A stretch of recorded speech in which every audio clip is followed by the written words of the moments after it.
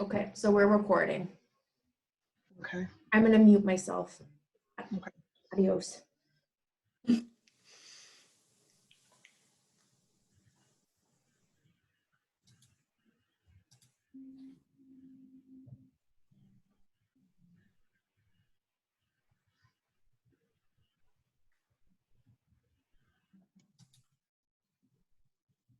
Are we on? Yep. Okay, 12 o'clock. Thank you everyone for being here for Fuel's first webinar on COVID-19, one of our first webinars ever. A lot of our work and the events that we do are really focused on and premised on us meeting together in person.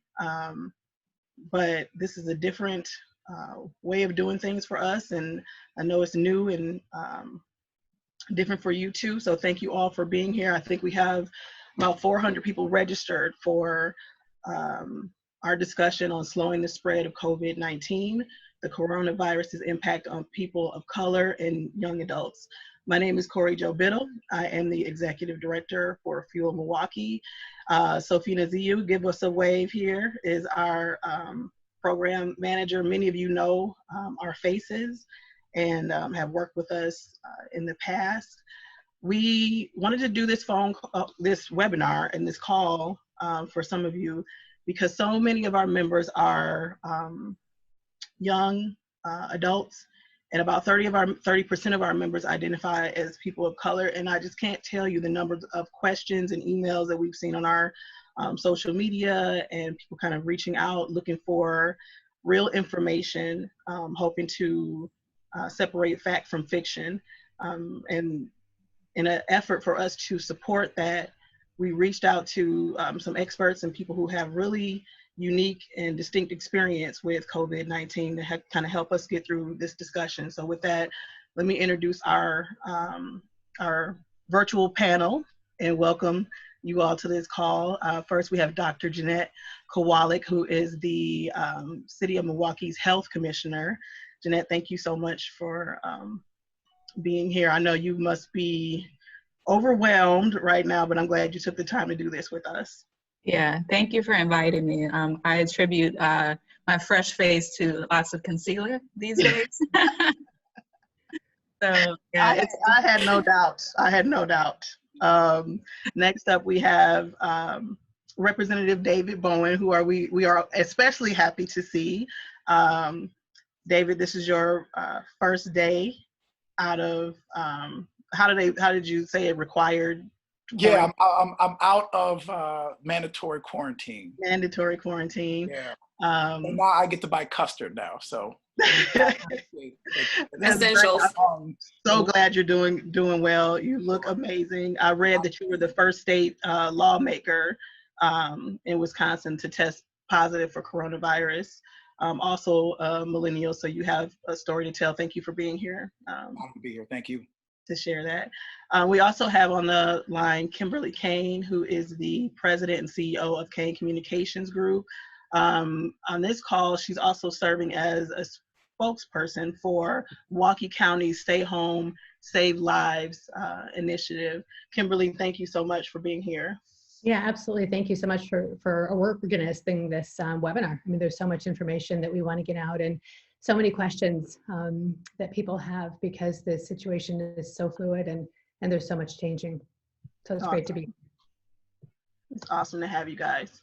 Okay, so if you are listening here and this is one of your first experiences with Zoom, there are controls there on the screen for you to kind of see the speakers. Feel free to play around with those. I'm going to minimize them a little bit here so you, as I'm sharing my screen, so you can see what we're doing. Okay, I want to start the call off really, Commissioner, with an overview from you on what is the state of affairs in Milwaukee as it relates to COVID-19. Tell us kind of where we are and what's going on. Right. So City of Milwaukee, we had our first case, or our first case was detected, should I say, on the 13th of March, which was Friday the 13th. And that's when we went into this emergency declaration at the county and city level that enabled us to kind of form this unified effort called Unified Emergency Operations Center, or Incident Command. And that's where Kane Communications comes into play as far as providing some comprehensive PR and communication support for this event. Now, as of this morning, we're at 630 cases in the city of Milwaukee and 13 deaths. So unfortunately, we learned of another individual that passed away due to COVID-19 a little bit later. The first person under 50, I believe this person was 49. So now we have 2 of the individuals out of those that passed are Latinx, and the remaining are African American. So there's truly a disparity here. Some of this data, I also will share my screen to show everyone some more specific information about race and ethnicity related to COVID-19. But this is just to give you a sense of the age grouping, since I know this audience tends to be more younger, young adults, and early career professionals. So just looking at the distribution here. So right now, individuals over 60 are the majority of cases. When we started out, most of the cases were middle-aged African-American men, and that's changed a little bit over time as this disease is spreading across the city and the region. Now, as far as individuals that are in the hospital, we're seeing higher rates of individuals over the age of 60. Part of that is because the state changed the testing criteria for COVID-19, since we all know that there is a shortage of testing supplies, and not necessarily the testing reagents for COVID-19, but the supplemental supplies that help our labs run these tests. And it's very unfortunate. We've been petitioning the federal agencies as well as other pharmaceutical partners to be able to increase the turnaround time on getting supplies out, because we do believe widespread testing needs to be available to the community so we can truly see the impact of COVID-19 versus the limited testing that's happening right now. I also want to note too that the testing criteria has changed 3 times since the beginning of March. And the testing criteria now changed on Friday to include people that are in areas that are where there's a lot of congregation. So that includes long-term care facilities, people that are incarcerated, or just in housing situations that are more close-knit.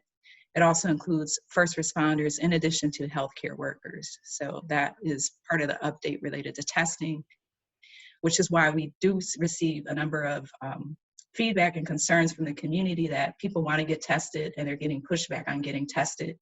And again, this has to do with the limitation on what testing abilities are available, and making sure that people that are most at risk for severe illness, complications, and death from COVID-19 are getting the test, because that's going to dictate the treatment that they'll get. And then I'm going to bring up share my screen real quick so you can see this other piece.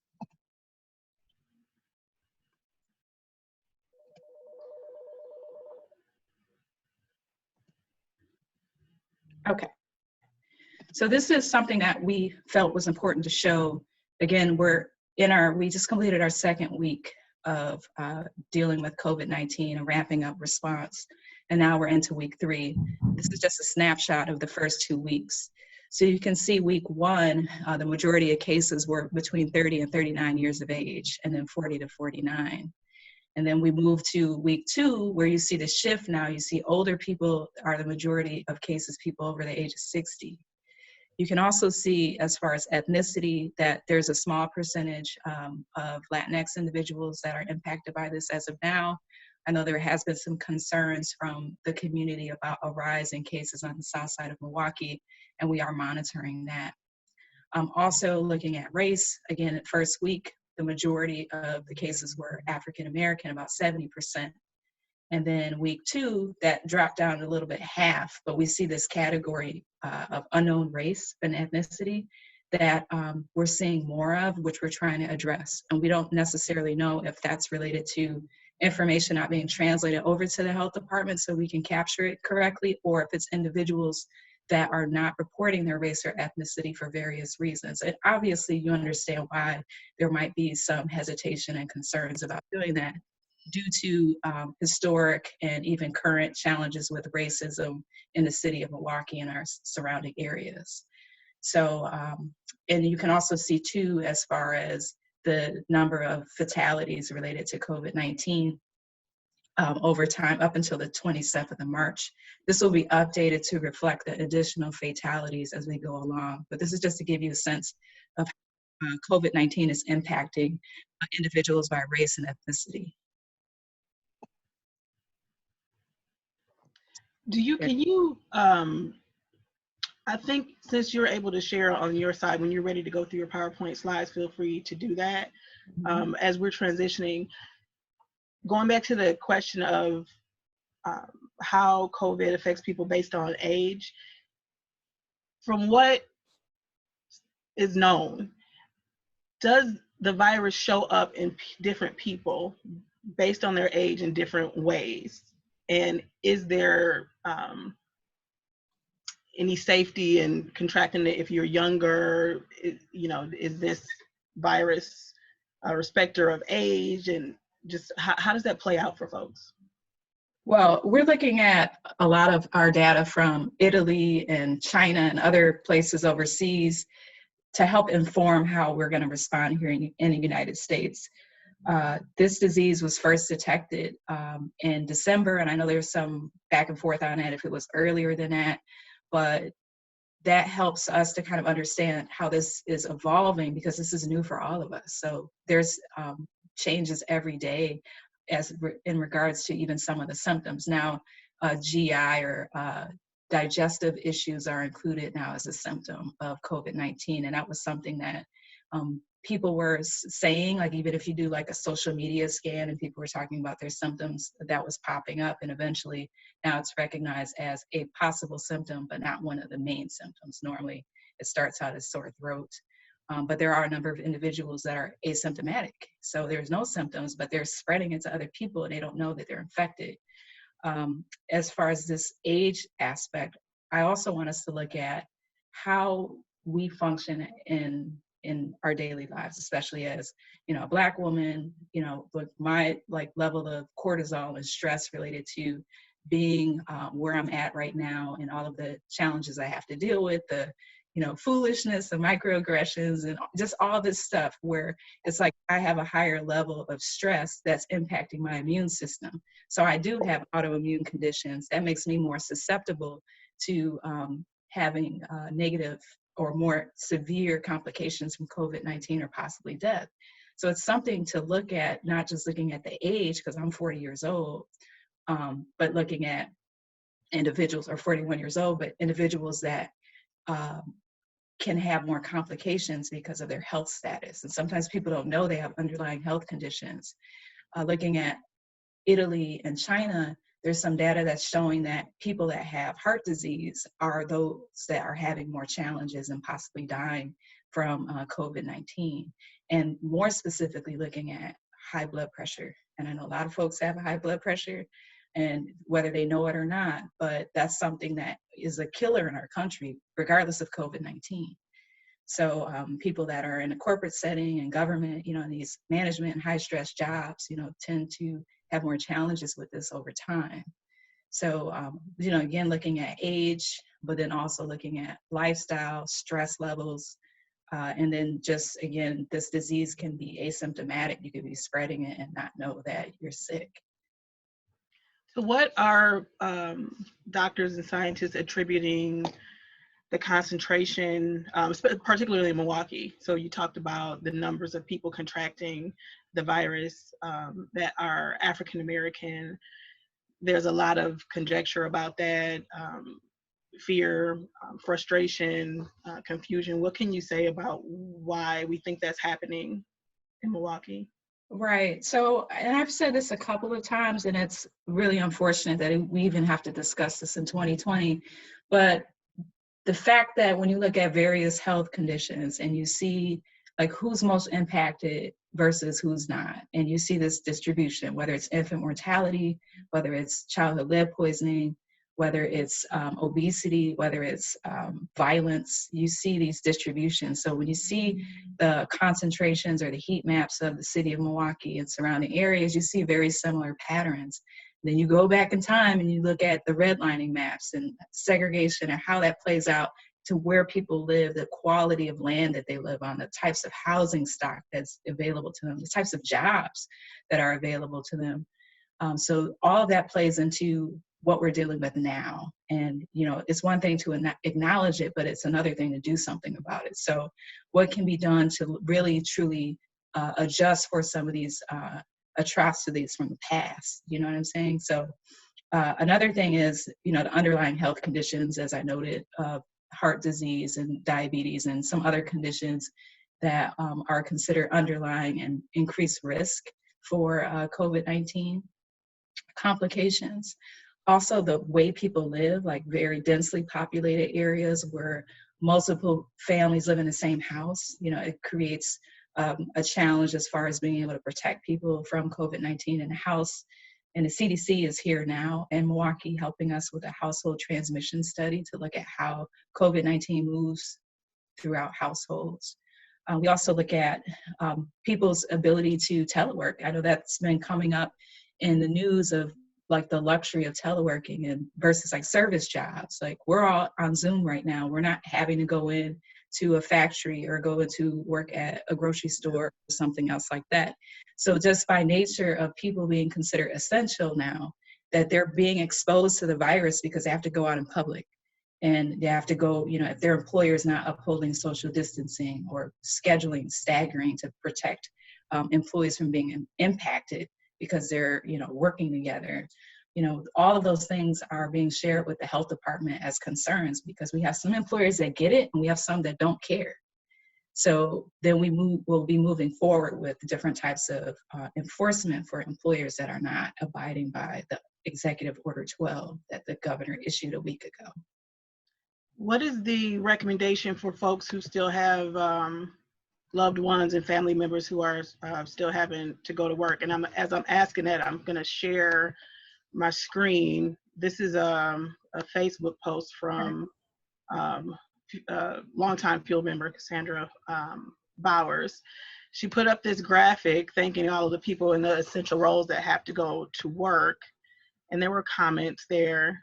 And she wrote this comment that I thought was very interesting. So she says, my colleague told me that about 30% of US workers can actually work from home. The rest either lost their job or are still working.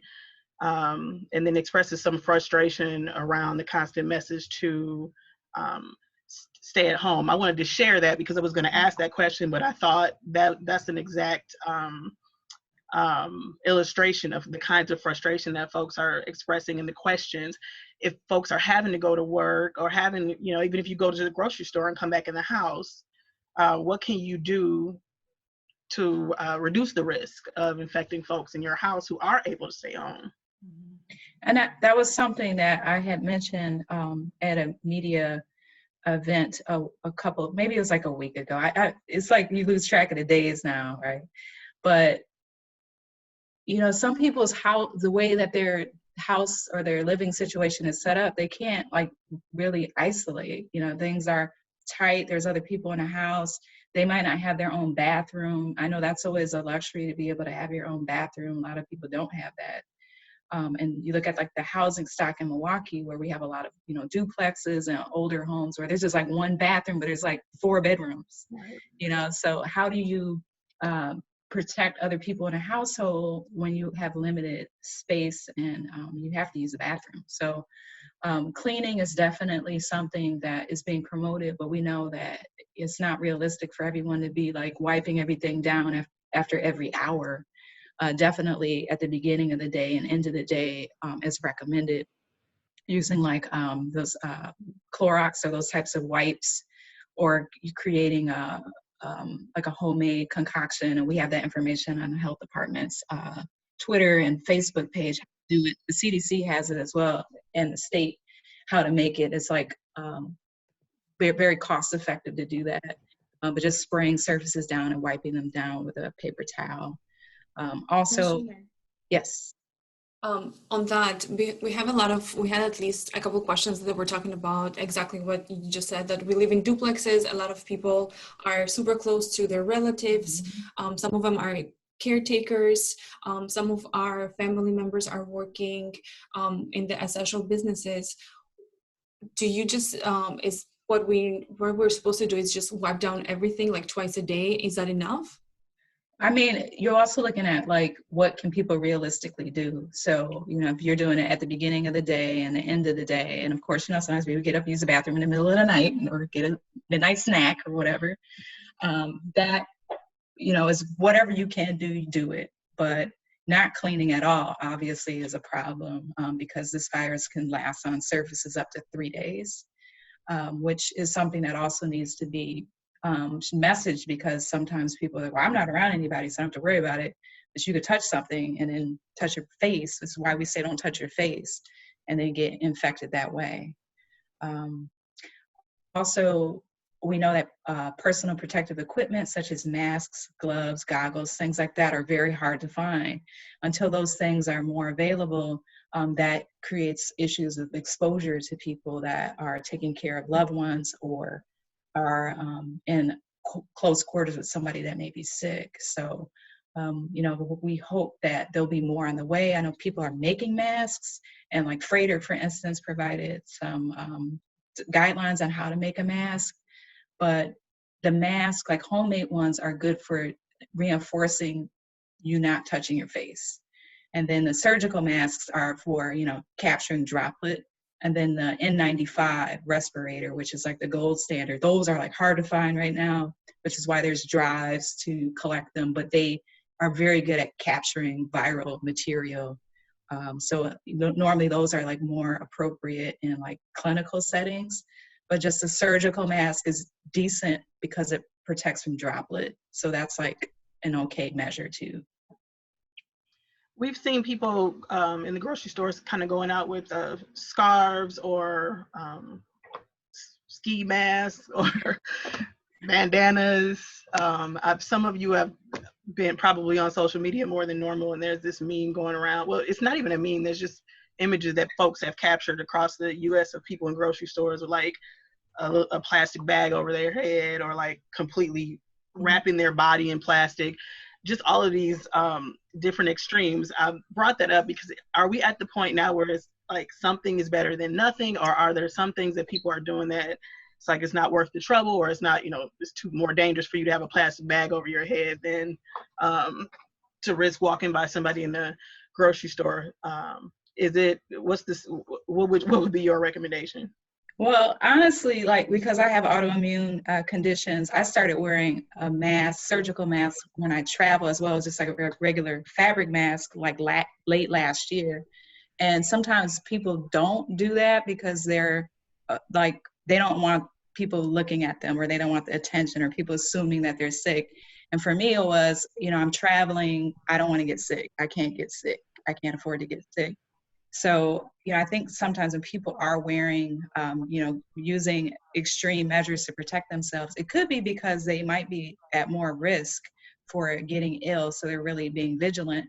We also have to acknowledge there's a mental health aspect of this. Some people are extremely terrified that this is in our environment right now, and they may have already been very sensitive to germs in general. So there, you know, might be high anxiety and just really going over the top to protect themselves. So we should be sensitive to people like that. Also, sometimes you use what you got. You know, it's like a duct tape approach. So if whatever people have, you know, I would think having some protection is better than nothing, because, you know, as each day goes by, each hour, we're getting more and more cases, and we're not even doing widespread testing yet. Can you imagine once we are able to do that, once you see how vast this virus is in our community, that people will really understand the severity of this and understand why we're telling people that they should stay home or not be out and about if they don't have to. And I understand that that's challenging for some people. They don't have a safe place to stay. Which is why we're setting up additional housing and hotel rooms for people through 211. But we need people to fall back on all of the movement. We get all these complaints about people hanging out at Walmart and Home Depot and the grocery stores, and that's possibly infecting more people. Yeah. I'm gonna share my screen again and kind of go to David, we found this quote that the news published when folks found out that you were tested positive for COVID-19. Oh, wait a minute, lost it. Here we go. You talk a little bit about how you would have behaved differently and moved around the world differently had you known of your status. So I'm going to just leave that up there so people can kind of read what you said about it. But please just start from the beginning. What happened and how did you realize that you were sick? Yeah, essentially, and first off, thank you for having me on to talk about my perspective as a millennial, as someone, that was hearing through the wheelhouse that like, oh, this isn't that big of a deal. It's just flu. The misinformation. The president started talking about it being a hoax, and it was like, okay, I don't really want to play into what I'm hearing. Let me just live my life as I normally do. And I literally saw a colleague, he's a local elected official in Shorewood, and I wanted the chance to just converse with him in a cafe. And by that point, he did not know that he had the virus. I did not know he had the virus. And because we're sitting pretty close to each other, catching up, talking, literally that is when I contracted the virus. And days later, I started showing symptoms, but I am thinking that these are symptoms of the common cold. So, you just start to go through the motions, and then you start to wonder why the symptoms keep getting more and more intense, but you keep kind of shooing it off. And I ended up finally getting a call from the Shorewood Health Department that I was in touch. I was in contact with somebody that was in contact with somebody, or they had it themselves. I don't know if they could specifically say that it was that person that had the virus. So then it goes through my mind like, wait a minute, this is a virus that was supposed to be on the other side of the world. How is it literally in access to me right now where I am in the place where I live and the place that I represent? And could clearly tell that the symptoms that I was experiencing by that point were tied to the virus and not just the common cold, or not just even a regular flu. I think most of us have experienced, right?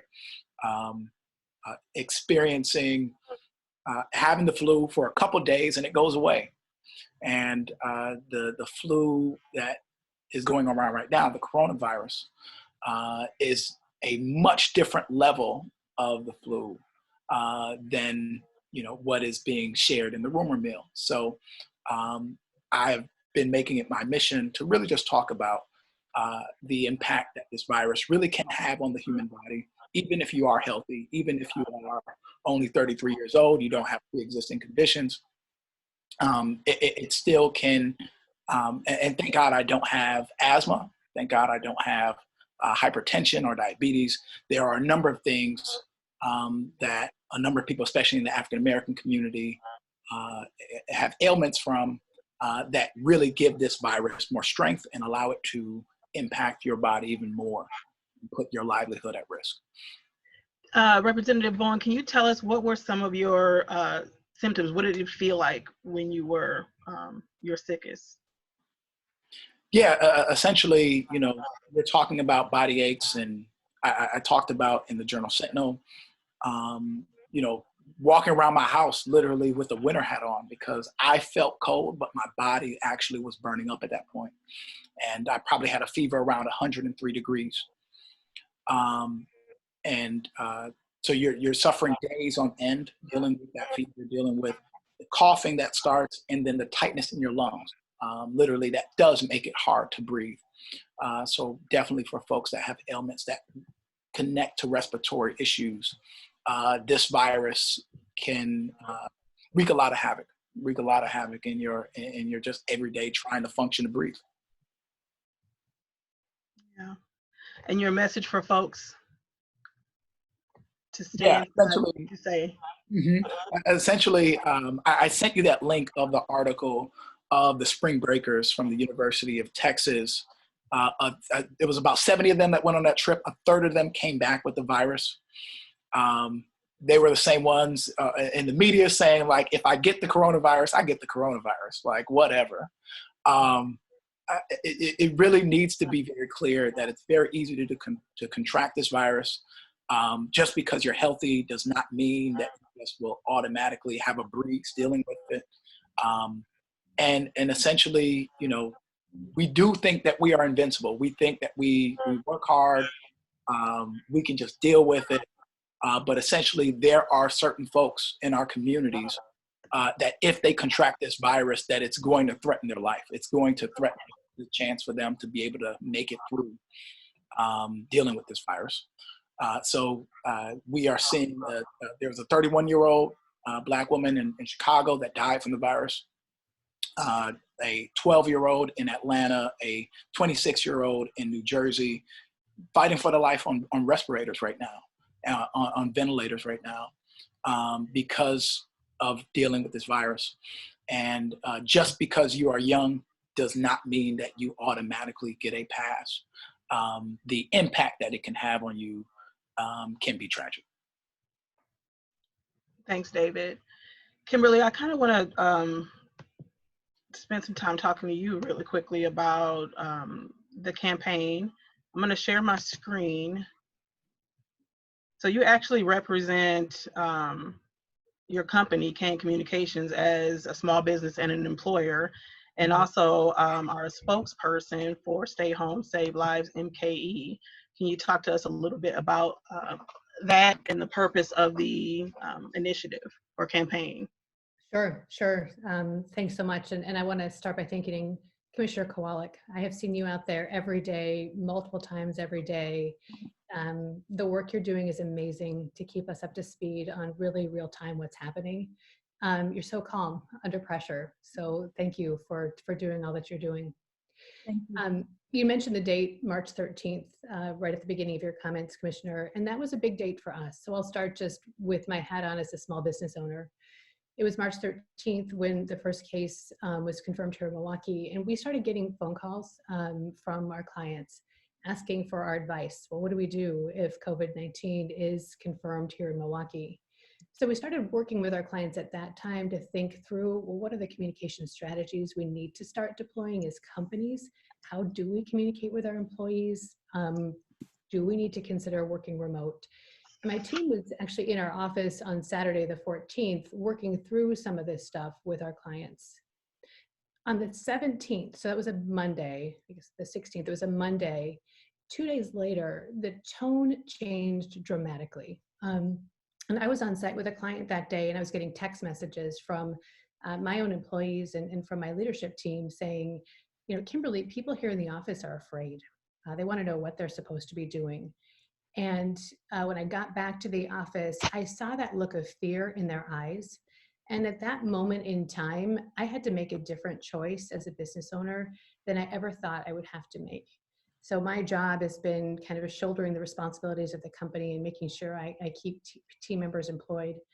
But at that moment in time, my top responsibility was to keep my team members and their families safe. So even though we weren't quite ready to do it, I said to everybody in the company, we're going to figure out how to work remotely. We are in a service industry and we can figure this out. And it's my responsibility to help keep my team members safe and healthy and to do our part in preventing the spread of COVID-19. So we'll figure this out as we go. And as this situation has rolled forward across the country and across Milwaukee County, I think that's one of the messages that has really floated up to the top is what can each one of us do? How can we each do our part to keep people safe and healthy from COVID-19? So I was on a call with the commissioner soon after this, where the Milwaukee County's emergency operations team came together, and we had the public health officers from across the county, along with leaders from every municipality, saying this is a time that we really need to create a unified messaging front. The Safer at Home order had come out from the governor, but how do we enforce that as leaders in this community? We need to get behind a unified message that empowers people, to take ownership over the role that each one of us can play in doing our part to keep our community safe. So Stay Home MKE is the campaign that is coming out of this kind of unified messaging front. And Corey Jo, I think you can take us to the website, or here we are. So this is Stay Home, Save Lives MKE, and I would encourage everybody to go onto this website. There's a lot of information, a lot of resources, and there's a pledge that each one of us can take to do our part. And what that means is our goal is to meet people where they're at, because as both Representative Bowen mentioned and Commissioner Kowalik mentioned, not everybody can stay at home. But those of us who can, those of us who own businesses where our employees are non-essential and they can stay at home, please, do your part to stay home and save lives MKE. Because there are people who are on the front lines. There are law enforcement, our healthcare workers are on the front lines.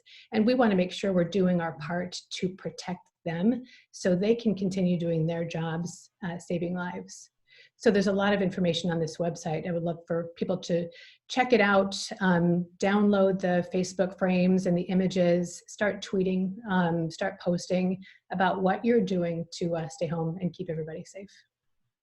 Thank you so much, Kimberly. We have about 10 minutes left on the call and we have tons of questions. So I think let's try to do a rapid fire, and some of the questions are directed at different panelists. If you want to respond, please do so. So Safina, I'm going to ask a question while you kind of go through the chat. It looks like we have questions in the chat and in the Q&A section.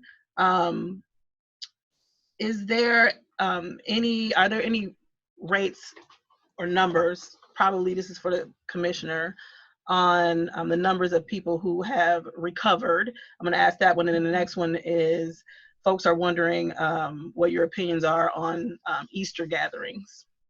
Oh yeah, so I'll work backwards. Easter gatherings, I would strongly recommend that you do not force it.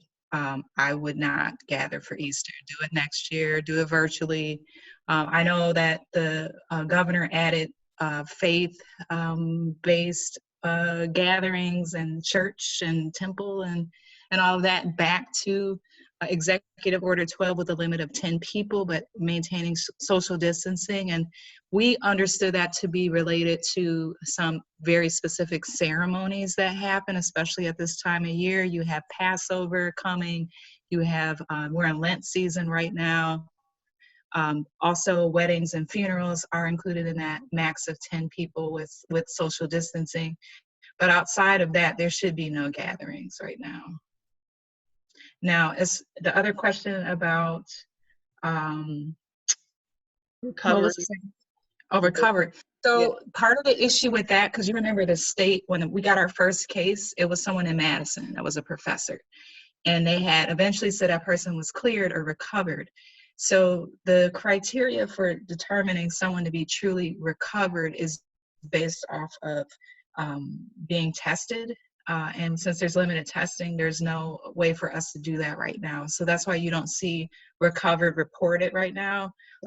Just going by the time period, the incubation period for the virus, and then a period of clearance after that, which is pretty much 7 days, or being symptom-free for 72 hours without having to use any fever-reducing medication. So that's normally what is being done right now in the absence of having widespread access to testing. Got it. Sophie, you have questions? Yes, we have a couple of questions. Commissioner, I will start with you. A couple of the questions are along the lines of when is COVID-19 projected to peak in Milwaukee? And what is the hospitalization and death statistics show for the next upcoming weeks? If you can give us any updates on that, what should we expect? Okay, so we just noted that the rate of hospitalization is higher right now for the city of Milwaukee, because if you notice, there was a change in the criteria for testing about, I think, the 16th of March, where only people that were in the hospital got tested, right? So of course you're going to see higher rates. Now that that's changed, we should start seeing our rates adjust a little bit. But our rate was, hold on, I wrote it down here, 22.93, which is very high. And like on the 25th of March, it was 17.4%. So again, if you're only testing people that are in the hospital, you're going to see higher rates, right? So as we span this out, we should see our rates drop a little bit, but the national average right now is 12 to 17%. The other thing, as far as when we peak, there was a study out of the University of Washington that looks like we're going to peak at the end of April. Before it said something like the end of May, but nonetheless, the goal, they say flatten the curve, but smashing the curve is a better way to deal with this, which means full compliance with the orders, meaning, you know, not congregating at the Home Depot, not congregating at the Walmart, not having secret parties and whatnot where people are being exposed and don't know that they're being exposed. All of these things. So if people really understand the severity of this, and this is where the need for marketing and communications and outreach that are for specific groups in our community. So we can't just have a blanket campaign and assume it's going to hit everybody. Some people dismiss it. They don't think it matters. They don't think they're subject to getting infected by COVID-19. Then there's people that need to know, that would be open to knowing, but they haven't been reached. The messaging hasn't been dosed to them in a way that is meaningful to them. And then there's people that know about it, but still, for some reason, don't think it's going to be a big deal. So you have to look at the psychology of people too, as far as their ability to process why this is important, and not just looking at oneself or being narcissistic about it, but looking at, this is a way for me to protect my community, my city, my county, so that we can get back to normal. We can have some summer festivals, we can do things again. But, you know, if this continues to drag out because of non-compliance, then, you know, it's going to drag out and it's going to take a while for us to get back to normal. So summertime is what we're looking at. Virginia just did their stay-at-home order to June 1st. Oh, okay. Another question that we've been getting a lot is about people who have no health insurance or are undocumented. What do you suggest? Of course, it's going to the hospital, but people have a lot of concerns about that, and that if they should go, if they should just stay at home. Yeah, we've received a number of questions about this, and many of us have jobs, right? We're on this now, we're working. And we have employer-sponsored health insurance, but what about the people that don't, or the people that are freelancers or entrepreneurs that maybe can't afford whatever is available in the market right now? You know, I'm going to continue to promote universal health care. If we had this in this country, we wouldn't have these concerns right now. I mean, we would still be fighting COVID-19, but how I'm going to get tested and get access to care, it would be less of an issue. So that's always going to be kind of in the background of when I'm talking about access to care. But since we're not there yet as a country, what we're doing is we're telling people they should go to urgent care, look up the nearest urgent care. It's better than going to the emergency room or emergency department. We really want to encourage people not to go to, or discourage people to from going to the EDs, because one, you know, it creates opportunity for spread of the disease, congregating in the waiting room areas. The cost of ED care obviously is always an issue, and then making sure that you're establishing some type of medical home or care is really important, especially if you have underlying health conditions. So I'm telling people urgent care, you know, you can Google and find the nearest urgent care, but you should call first. I know Ascension Healthcare also is accepting people that don't have insurance or don't have established medical homes. So I can send that information, but first, people, they have to be screened first. They can't just show up and expect to get tested, because they have to meet the criteria to be deemed eligible for a test. David, Sophina, 1 second, I'll hop in, and I'm going to call an audible here because we do have to wrap up. We said that we were going to close out at 12:45.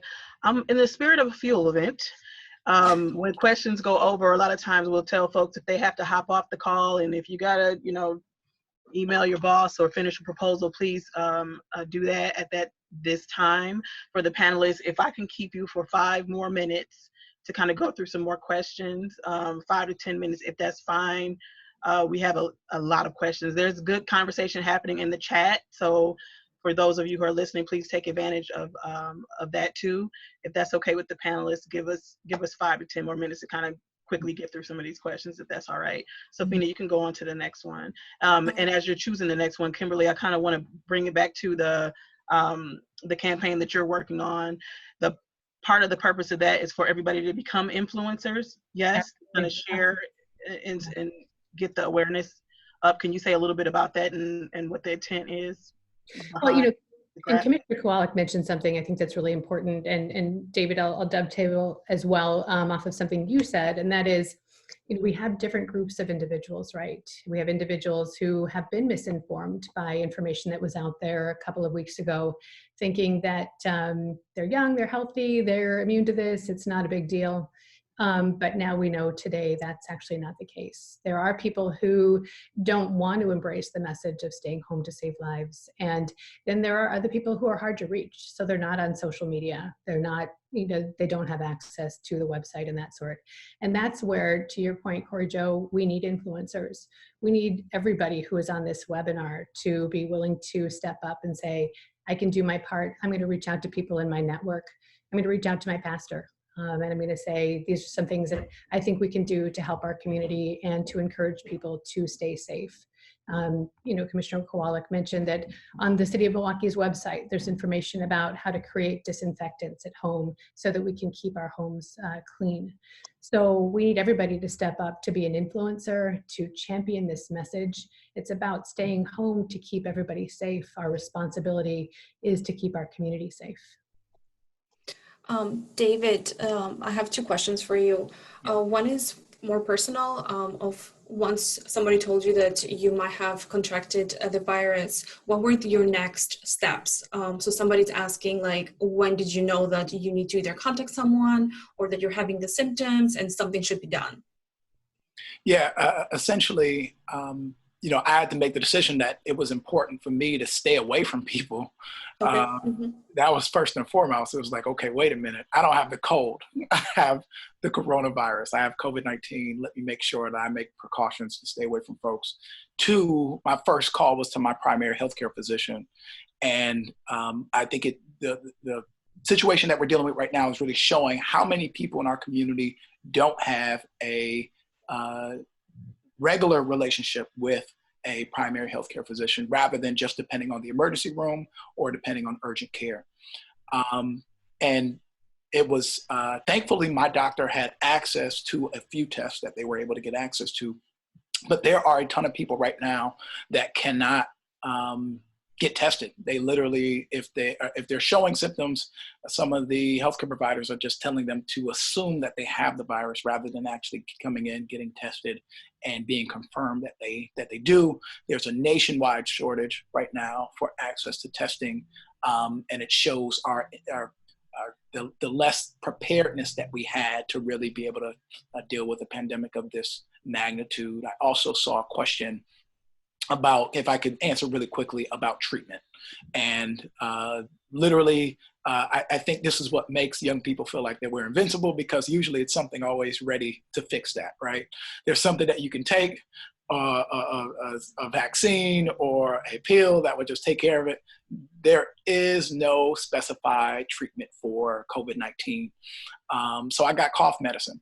And while it helps for a couple hours to kind of ease the discomfort of coughing, and it does nothing for the tightness in your lungs or inability that makes it harder to breathe, and it does nothing for the fever. So there are only certain things that you're going to get access to that actually can treat the symptoms, but literally your immune system has to fight the virus. So essentially, I had a number of family members that just told me to try to build my immune system with more holistic methods like elderberry and emergency, if anybody's used to emergency, the packets that you pour and you drink, things of that nature. That was literally the only thing I could do. And I'm really focused on supporting small businesses. So I left a link in the chat to encourage folks, as we are seeing so many small businesses in our community that are suffering the chance of closure permanently, let's try to support small businesses as much as possible. We have a Facebook group, and the link is there. Perfect. David, my next question to you is about elections next Tuesday, the 7th. Somebody asked if in-person voting, what should they do? Or can you give us an update on that? Yeah, so essentially right now there is a shortage of poll workers, and it's continuing to drop by the day of having enough poll sites to be able to be staffed for election day. There have been a number of calls to try to delay the election, but at this point there's no way to get everybody on the same page politically to do that. What there possibly could be is the chance to extend the collection of absentee ballots for the election. But at this point, we're encouraging everybody to vote early. You can go and do drive-in voting downtown at the municipal building. And even if you are sick, you don't have to actually interact with the poll workers. They literally just pass you the papers to fill out, and you pass it back, and you can do that from the comfort of your car. So my parents were excited. They drove down to the municipal building. They got that done. It was a new experience for them. I think early voting is a new experience for a lot of people in our community. Your best bet is to early vote at this point. On election day, I think there will be a decision made to have as many poll sites as open as possible, but there will be a very tough time trying to do that for every established poll site around the state and around the city with the amount of poll workers that are lacking to be able to staff those. I have a quick question, if you don't mind me jumping in, David. I just got my absentee ballot in the mail today. Oh, nice. There's a deadline, right? Like, we've got to get our absentee ballots in the mail by when in order for them to be counted on April 7th? That's a very good point. I think at this point, the governor has been able to extend that deadline all the way up until election day. So even if you put your ballot in the mail on election day, it should still be counted. Okay, that's awesome. Question about earlier we talked about going to a primary or calling your primary care. What if you don't have a primary care? Is it urgent care the next best step? Yeah, we also have something called federally qualified health centers or community health centers. I don't know if all of them have COVID-19 testing abilities yet. I know some of them do, which is why I mentioned urgent care, because it seems like more of them do have it. But being able to set up care, set up a provider relationship through a community health center is a great resource. So I know some people often overlook that, and they just look at the big health systems as ways to get care, but federally qualified health centers are a great resource too. Next question for you is again about undocumented immigrants. Can you repeat your answer to that one as well? Oh yeah. So I said that they should go to federally qualified health centers for care on 16th Street and Gerald Ignace. Are good options on the south side. But definitely there's clinics on the north side as well. Milwaukee Health Services, Progressive, Outreach. I think that's it. Okay. One more question for you about the masks again. I saw at least 3 more questions about, so should they be making masks? Should they be wearing them everywhere they go outside the house? What is a good rule of thumb? So it looks like the CDC is going to issue some guidance on this because there are a lot of questions about masks. Again, there's limited availability of N95 respirators as well as surgical masks. Of course, at some point they will be more available, but now is when we're trying to prevent the spread of COVID-19. So just homemade masks using the specific guidelines provided by healthcare organizations are a good step. But anything you can do to prevent the touching of your face, your mouth, nose, eyes is going to be really beneficial. So I think it's fine to wear masks. I mean, let's make a trend out of it. Let's protect ourselves from COVID-19. I agree. Okay. How's it looking over there, Sophie? Did we cover It most? looks pretty good. I think we've covered a lot of questions. Some of them were repeats, so I only did one of them. There were a lot of themes about the masks, about who should be tested, when they should be tested. So I think we've covered a lot of the questions that we got. Okay. And we had more than 50, so we're doing great. Good, good. We're going to wrap it up. We're going to, this is being recorded, so we'll share this on our website and social media for folks who kind of want to share it with others. I think we'll take the questions that we weren't able to respond to and find some kind of way to respond. There's some good responses in the chat. Commissioner, I saw you in there answering Yes. folks' questions. So this won't be the last one that we do. We just kind of wanted to make sure that people were able to get some immediate information, some peace of mind, and start using some of the best practices to keep everybody safe.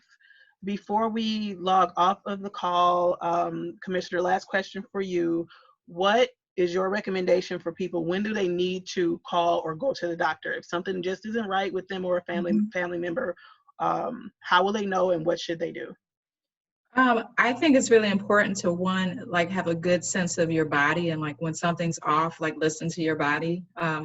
If you're experiencing respiratory distress, it's hard to breathe, you're getting dizzy, faint, if you're having any cardiac issues, your hands or feet are going numb or blue, that's definitely a sign that you need to get emergency care. But again, if you even look at over-the-counter medications, it says that you're not supposed to use cold medicine for more than so many days. And if you have symptoms beyond that time period, then you should contact a doctor or seek medical care, because that means something more intense is happening, and that's why that's listed. Because you can't keep taking something to mask the symptoms or attempt to mask the symptoms when there's something else more strong or forceful going on inside of your body that you might need additional supports. And especially if you have underlying health conditions, you should be seeking medical care, because again, we're trying to understand this disease and how this virus manifests, and we don't know. It could be someone, as Representative Bowen noted, younger people that are dying from this. So not just to assume that you're not over 60, you don't have anything to worry about. You should be concerned if you have these underlying conditions, or again, if you're starting to feel like you're worsening and you're not getting better just by some rest and drinking orange juice and water and laying low. Okay, thank you so much. Thank you, Kimberly. Thank you, Bowen.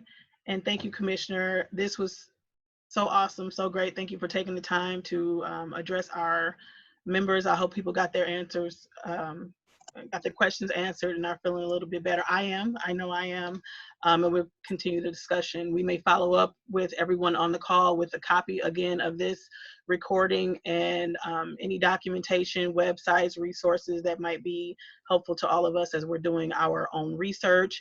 I put the Fuel website up. If you have any questions or you want to kind of look out for the other events that we have coming up, make sure that you bookmark the website and that you're on our contact list. And with that, Sophie, thanks for all your hard work. I miss you. I miss you too. And thanks again to our panelists. This was awesome. Thank you so much for the Thank you, invite. guys. Thank you, everybody. Thank you. Socially distant. Socially distant, but together at heart. But together. Together, yes. Yeah, I have one last question for the questions in the chat box and in Q&A in a Zoom. Can you send us? Because I see there's a lot where people are like, I didn't get my question answered.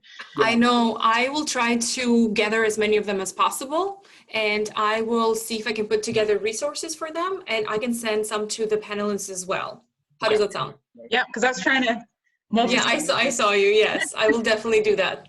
Thank you for asking. Take the pledge, everyone. Yeah, thanks for putting us together, and keep getting better, Rep. Bowen. Yeah. I feel stronger and stronger by the day. All right. Thanks.